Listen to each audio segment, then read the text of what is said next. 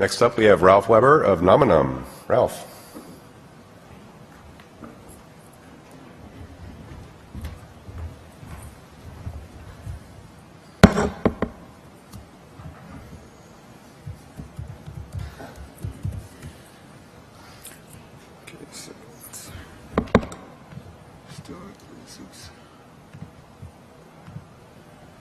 Okay, so DNS seems to be a good tool for any sort of attacker. That's why we now the second talk of kind of the abuse of DNS for something.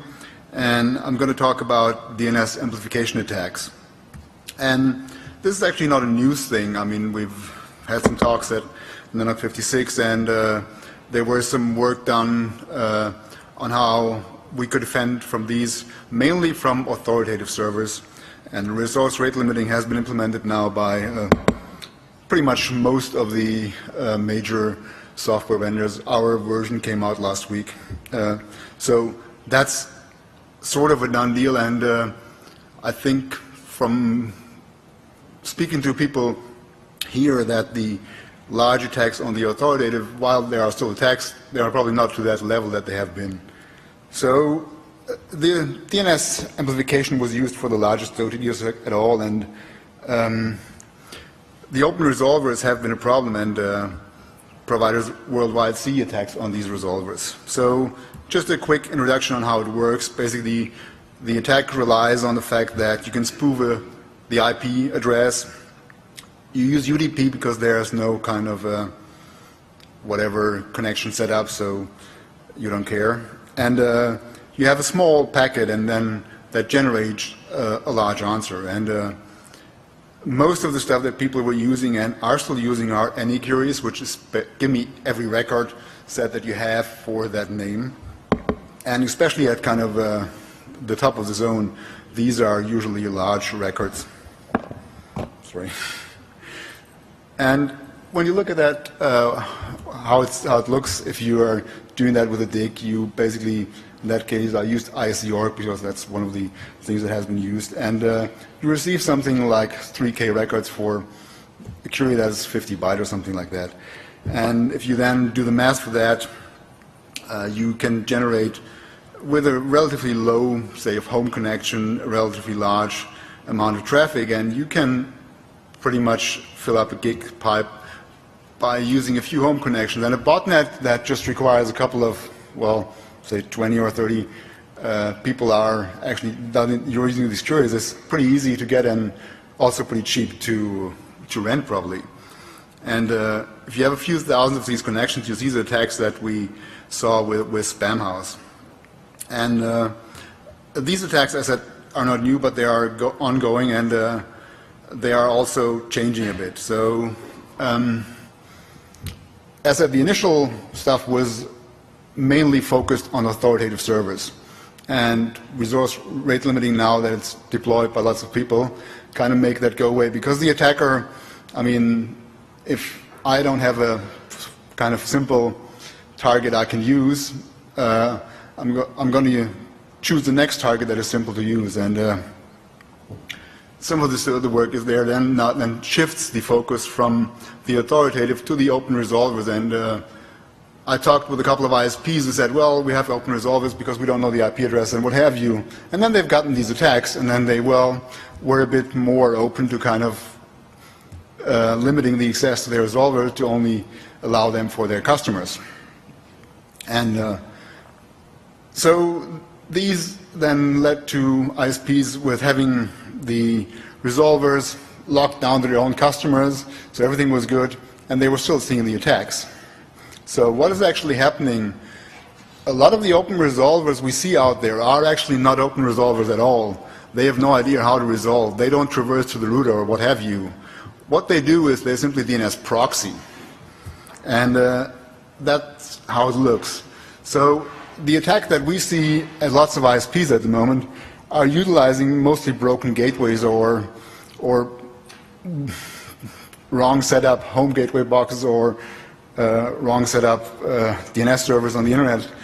And they use that by simply spoofing a packet. The attacker spoofs the packet and then sends that to the home gateway. And the home gateway then proxies that. So it gets the queries, puts it in its IP address in and sends it to the ISP resolvers. And the ISP resolver, it's a customer of mine, I have to answer it.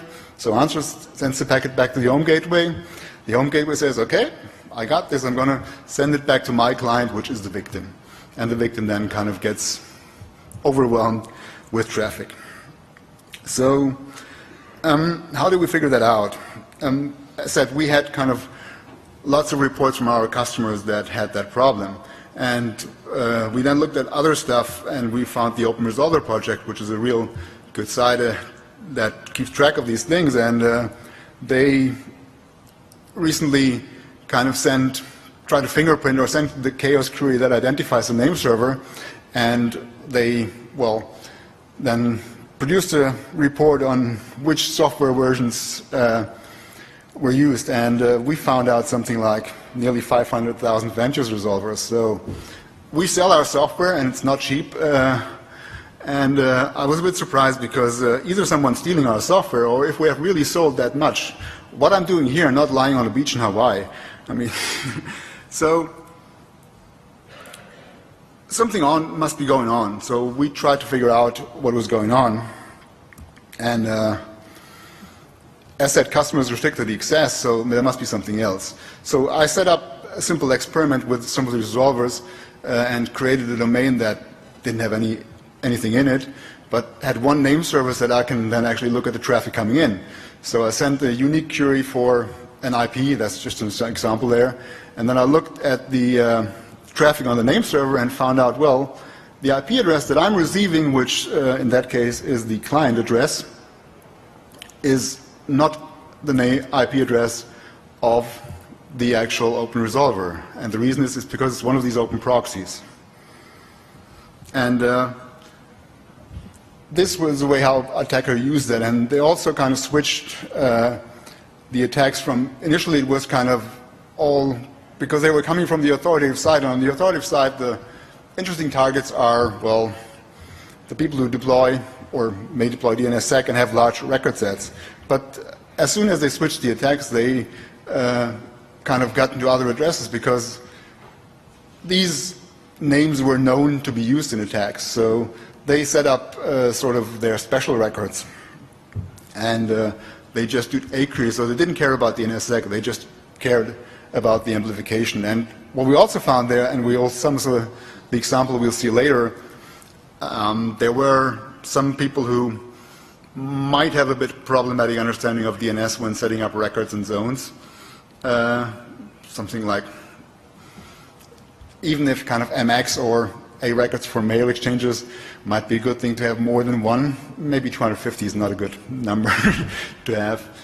And we've seen lots of this stuff. So, and the advantage of this approach is obviously the ISP resolver are a great resource. They are, I mean, ISPs try to scale their resolvers so they can serve their customer base, and they're pretty nifty and can be heavily loaded, so it was good to use these resources. And with that, all the kind of stuff we had so far, which was RL and stuff like that, didn't help. So we had to look at something else to how can we defend them. And I mean, obviously the best way would be to upgrade the home gateway. Well, it's not going to happen as well as BCP38, probably not going to happen. So we have to find something else that may work. And what we said, well, with our service, we have the ability to basically live look into the traffic that's coming in and do some kind of analysis on this in nearly real time. So we thought, well, we look at that and can then maybe find out some familiarity, and we can basically look, what are the queries, what are people doing that, what are the query types are used, and we then basically try to detect this stuff. And with that, I'm going to now go away from the presentation and try to do this because we have, let me see if I can trigger the mouse. Where's my mouse? There it is. Okay, I'm going to just expand that a bit. So this is one of a server that I've set up and that is an open resolver at the moment, the internet.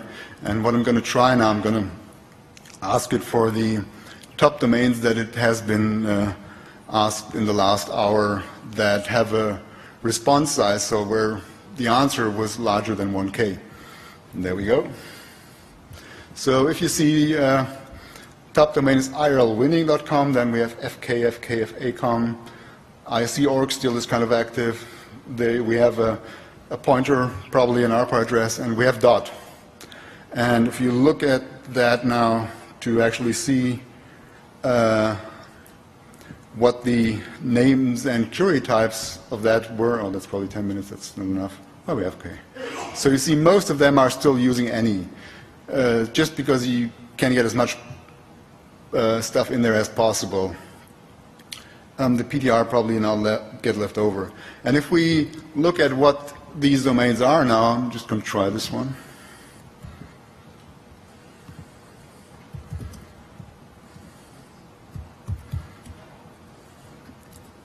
You see it's around 4,000 bytes, and that's kind of, this domain was clearly set up only to do an amplification attack. There's nothing else you can do with it. I mean, I haven't tried TCP connecting, but there probably won't be anything listening to that. And if you look at the other domain, was the top one?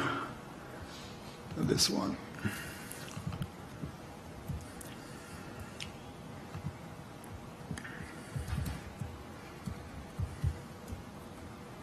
It's roughly the same. So one of the things that we didn't see here, and then I'm going to now probably scroll back.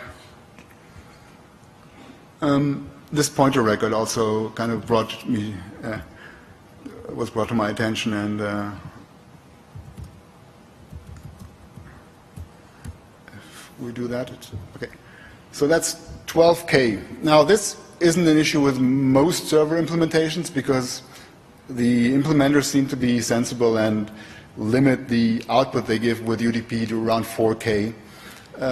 Most of them, some implementations allow larger packets, but most of them don't. So that will switch to TCP and make the attack basically not doable anyway. But maybe put a pointer record for every possible name that might hit that or might be live at that IP in the DNS is not a good idea.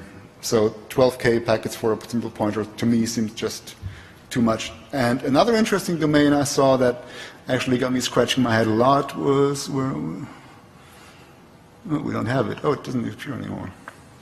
So okay, it doesn't appear in that sample, so I'm going to show it to you. So there's a domain called netfirms.com, and if you do something like netfirms.com, that's pretty much a normal A record, not a big thing. Now, if you do something like garbage, you get 4,000 bytes back.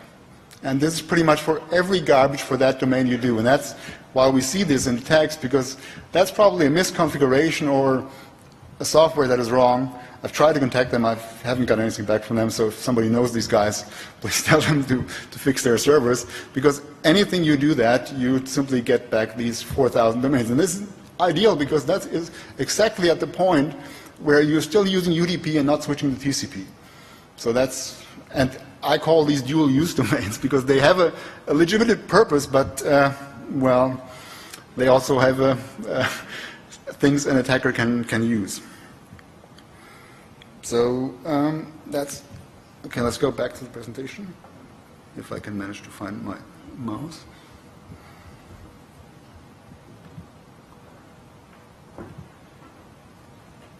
Okay, so that's basically what we've done to detect this stuff, and I think the last pages are just, so what can we do about this? Well, we have to do some way of filtering, because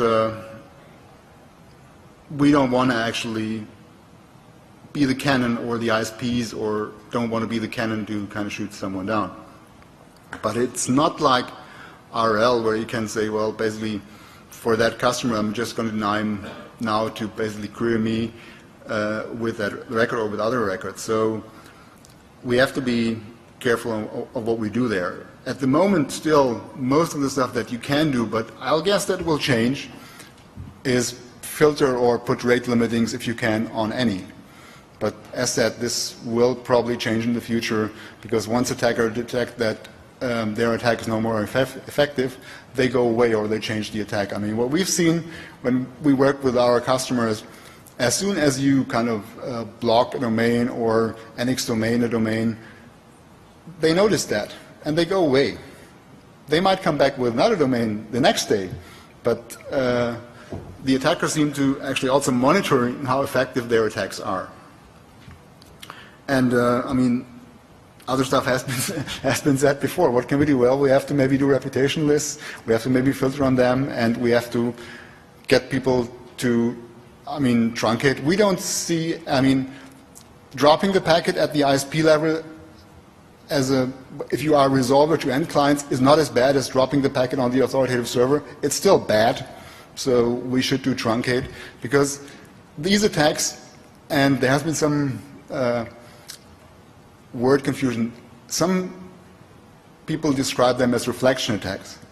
The attackers are not interested, in my point of view, in reflection. They're interested in amplification. If you send them the same, if you give them the same traffic back and forth, they will go away. They're only interested to actually, well, if you give them large packet back. And one thing that I hope, and that there was a talk on DNS Org that was on Sunday on kind of TCP. So I hope that if we do that truncating, that stop resolvers will speak TCP and do the right thing. And I know that this has been an issue with some DNSSEC rollouts, where we had lots of gateways that didn't understand TCP for DNS. I hope that because of the DNSSEC rollout that this has been changed a bit, but I don't know yet. So, and this is just how we in our server basically block that. This is blocking any attacks for a dot and ripe.net. Oh, and the dot attack also is pretty interesting, because while the actual dot, if you look at it, just going to go back here.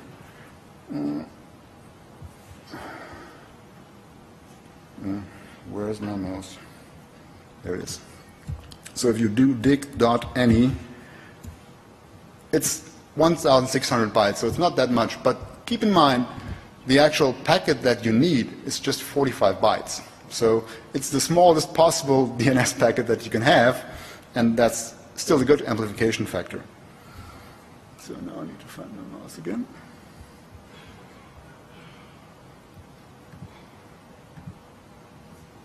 Yeah, and it's all about size. So maybe if we can find ways in name server software to actually do something, or to handle stuff differently, if we receive or have answers of a certain size, then we might have been able to automate this. I'm not sure. I mean, that's something that we are looking into at the moment. But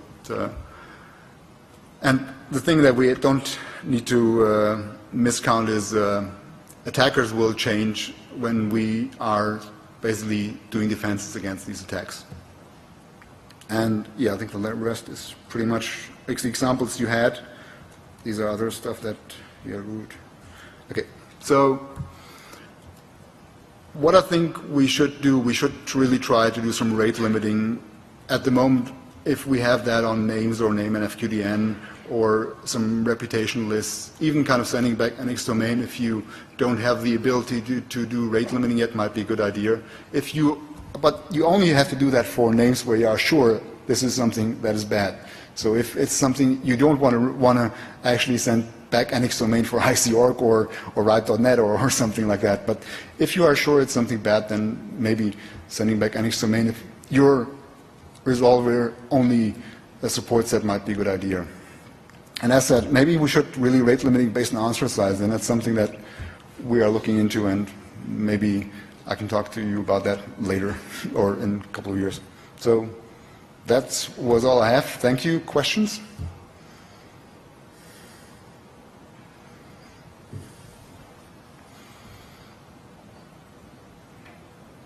Kevin Bloomberg, The Wire. It sounds like an escalation of sides. We know that open resolvers are the problem, can't deal with the open resolvers, so we're going to come up with rate limiting. And then the botnets are going to come up with another way of doing it. And then we're going to fix that problem, and then they're going to come up with another way of getting around it. Wow, this sounds like the spam problem we've been having for 20 years. At the end of the day, the open resolvers are the problems. At the end of the day, that is the root. And the fact that we can still buy DSL routers today that are open resolvers by default. A large company just recalled 15 million power bars from 15 years ago. Maybe it's time that we deal with this as a hazard, like a fire, and start making these companies have to eat these modems. I fully agree with you, but the thing is, you need something like 30K packets to actually fill up a gig, and most people haven't connected their DNS server yet with 10 gig. So even kind of as a matter of self-defense, you have to do something, because a couple of attackers could easily kind of make your DNS server unavailable. So, I mean, while I'll agree we have to do something about the root cause, I think there's no way on getting around kind of basically measurements to defend against these attacks now. Andrew Sullivan, Dime. Did I just hear you say that the recursives ought to be answering NX domain for things that they think are bad? The thing with the ideal would be truncate, but not all software currently that's out there supports setting truncate on an answer if it's kind of a rate limiting. So that's purely a sort of stopgap measure. If you are 100% sure that what you are seeing here is not a legitimate kind of query. That's not it's not that I'm saying that we should answer NX domain. It's just we have to defend the attack if the attack basically brings my name server to a grinding halt.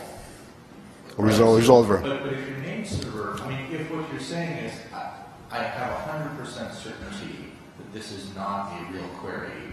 Like, I don't know about you, but I have never had 100% certainty about anything on the internet, but leaving that aside.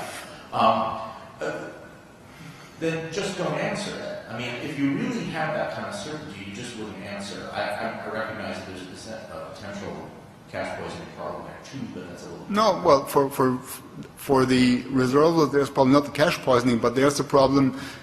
It's my customer that is asking that question. So... Well, no, I mean, either this is 100% certain that it's not a legitimate query, or you need to answer it. And if you need to answer it, then NX domain is the wrong answer. You can't just lie. Yeah. First of all, assuming DNS sec, which of course is going to make this entire problem worse, right, so you can surf fail. There's a suggestion. Yeah, okay. Surf fail. I mean, as said, the stuff that you saw there would drop the stuff. So we also tried that and it did work. Jeff Houston, if you're under attack as a name server, why don't you just simply mirror back the queries with TC equals 1? Yeah, that's what I'm suggesting. All of them. Just, I'm under attack here, just go to TCP. As we've found, it's not that bad. Yeah, that was the suggestion I was making. The best way to defend against attack, if you are sure you have the attack, then send back TC1. And if somebody behind that really wants that answer, it will try with TCP and get the answer. I totally agree. Brian Nixon, very sorry, thanks. Excuse me.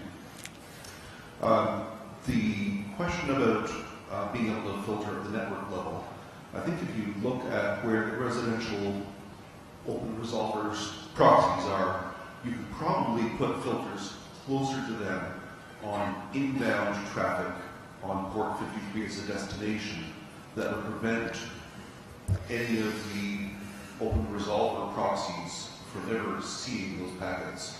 And that would go a long way to solving the issue without having anything else change. Well, but that would mean that my customers can't run name servers or... No, I mean, sorry, yes, you couldn't run name servers. No, sorry, you couldn't run resolvers. How do you make the distinction? If you are serving answers that are coming at you on port 53 from the outside world, that's either as an open resolver or as a authority server. Yeah, but I said, how do you make the distinction? I mean, what filter list should I look basically if the RD bit is set? If you have residential customers running authority servers, you may have some, but if you don't separate those out on some way on your infrastructure, then you can't fight that problem at the network level. Yes, I agree, but I think it's not a reasonable approach to not try and do that. No, but That's just my opinion. yeah, but you have to. I mean, separating them out is an issue, but then you have to probably change all your acceptable use policy or what have you. If it's only limited to UDP, the people who operate servers over TCP, over that same infrastructure, would not be impacted. But DNS tries over UDP first, and if it doesn't get an answer back, it won't try over TCP. It has to get the TC1. So, I mean, it is. I mean, that has been suggested, but I think that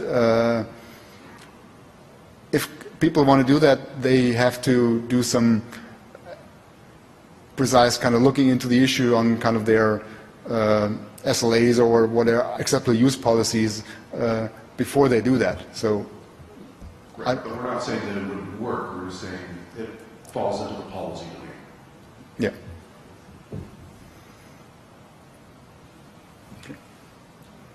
Any more questions?